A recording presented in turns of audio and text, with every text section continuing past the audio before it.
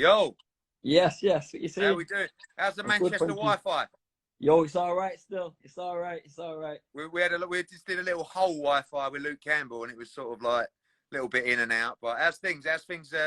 In Manchester? I've seen you've been staying very busy. Yeah, man, Lot things are of good, tough runs. The sun was out yesterday. Been on my bike, been running. I'm ready. Like, as soon as we can fight, I'm ready. I'm more than ready. Obviously, your original date, July 2nd, Manchester Arena.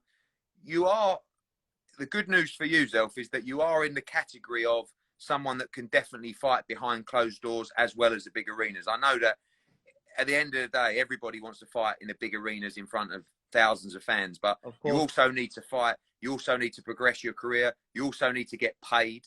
So everybody seems to be more than open to the idea of a closed door fight if that's what has to happen. Of course, I'm more than ready. It's not like a spar, but it's all professional. And if that's the case, then I'm more than ready for that. I'm in shape. I've been running. My weight's good. I eat good every day. My mum looks after me with good food, so I'm ready. Do you know, a lot of people talk about, interesting you said there about spar. I know you're quite, listen, you're a flashy fighter. You're a reaction fighter. You're reactive.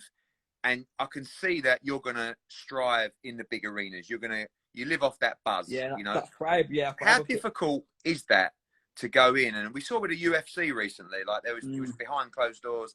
We didn't really see the fire and the buzz in the matchups. Obviously, you haven't got the energy, but it's about being professional, isn't it? And I do feel that it's kind of like banana skin time for guys behind closed doors who could go in and, to be honest, like mess up their career by not being switched on at that moment.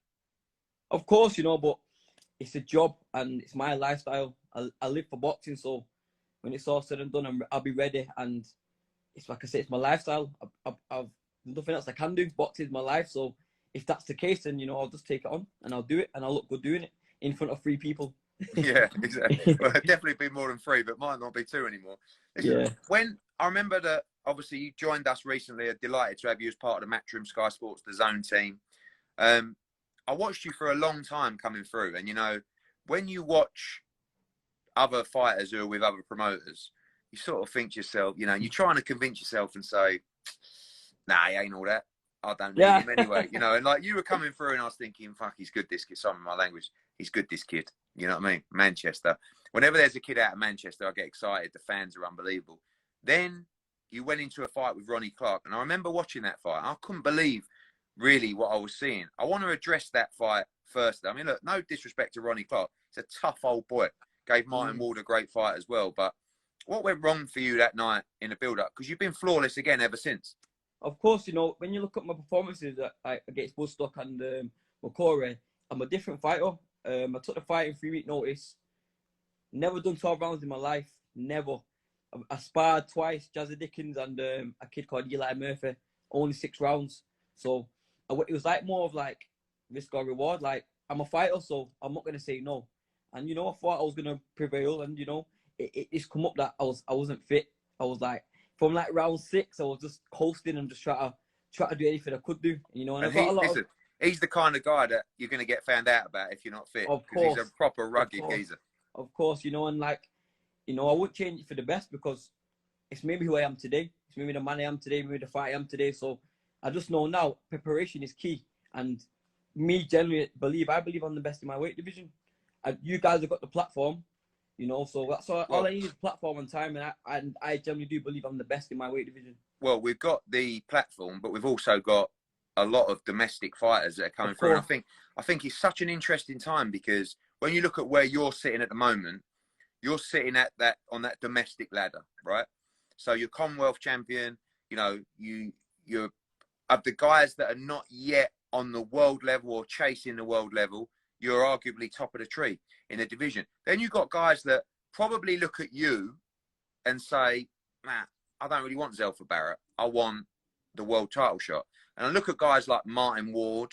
I look at guys like John O'Carroll, these kind of fights. I mean, you were at the Quid Carroll fight, and you've got to be chasing those guys now, haven't you? That are going past domestic level. What's your thoughts on the likes of Martin Ward and John O'Carroll, particularly? To be honest, I like John O'Carroll looked good against Quig. He improved since his last fight. And Martin J was a very good boxer, but I really don't, but I believe that I'm on their level or a level above, because I won't be here and I won't be dedicating my life if I didn't think that my skill set, I've got more ability than more of these fighters, even some of the American fighters. I generally do believe in myself. So, you know, like I said, all I need is preparation. I believe I've got my skill sets world level. I believe it. My knockouts are looking good. Like, you know, well, let's talk about world level. For me, like when I'm planning your career out right now, it's all about momentum, which is difficult right now, but it won't be once we start back up. It's about profile. It's about getting people talking about you, but it's about moving you up the levels at the right speed. Let's talk about the top of the top. Yeah. Firstly, what did you think of the Tevin Farmer fight against Jojo Diaz? And again, like, you know, that's another, those kind of guys is where you've got to be chasing. Did you see that coming? Of course. Nah, you know what? Jojo Diaz is good. And Tevin Farmer is so slick and whatever. But I just thought Joe Diaz has got that power and the timing just to catch him. And, you know, and Tevin Farmer, you know, he said he didn't have the best camp or whatever. But I generally do believe Jojo Diaz will beat him again. And they're the kind of fighters I'm looking at and I'm watching, because I think I can do what they can do. You know what I mean? One fight, and I think this guy, although, you know, might have lost a little bit of momentum lately, Miguel Burchell, proper tough He's a fight. tough Mexican. I mean, when we talk about, you know, the likes of Ronnie Clark, you know, this is another level of toughness and ruggedness, he's a tough guy, you know, and can punch as well. Of course, but you know, I just believe styles make fights, and if that fight was happening, my style would be all wrong for him. Movement, fast. You know, don't get me wrong, he's relentless in his own way, and he's a world champion, of course, but me believing in myself, I believe, well, yeah, if the opportunity was there at the right time, I can beat him. Talk about Manchester quickly, because we have lost a couple of great fighters in you know, their careers coming to an end, in Anthony Crolla and Scott Quigg. And when, you know, both of those guys who boxed recently, we had a great crowd for Quigg, but we had a really great crowd for Crolla, and we had Katie Taylor in there that night as well. You got it on a plate in Manchester, haven't you? I mean, like, right there. For me, we talk about great fight cities, and Newcastle's unbelievable, Leeds is fantastic, but Manchester's historic. You know, I remember going up there, you know, obviously with you know, Pat Barrett days, but also with Michael Brodie. Like, I remember going to the G-Mex watching Michael Brodie against Injin Chi. It was unbelievable. And Manchester's always really been the hub, you know, for British boxing. So really, for you, it's there for you on a plate. If we can build you, the city can really get behind you.